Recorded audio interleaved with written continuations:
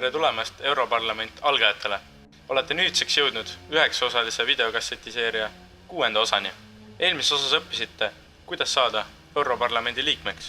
Kui sa pole veel Europarlamendi liige, pange kassett pausile, kerige tagasi, võtke välja ja pöörduge tagasi 5. kasseti poole.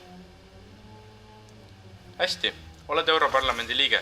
Nüüd, kui lapsemäng on läbi, saad alustada teistele enda mõtete peale surumisega. Valimised võidetud, koht vallutatud. Mõtled, mis edasi? Sinu olukorras tasuks endale selgeks teha ka fraktsioonid. Fraktsioonid on peaaegu nagu erakonnad. Neid on kokku hetkel Europarlamendis 8 tükki. Kui mingi fraktsiooni põhimõtted kattuvad sinu omadega, siis liitu nendega.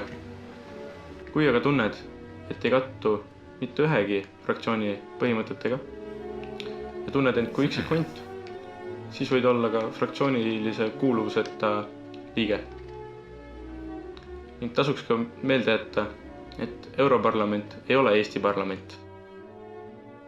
Esmalt tuleb selgeks õppida Euroopa tippjuhtide riietumisstandardid. Enam ei piisa lihtsast Eesti triiksärgist, vaid tuleb minna klass kõrgemale.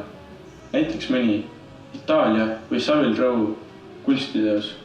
Riietus ütleb poliitika kohta nii mõndagi.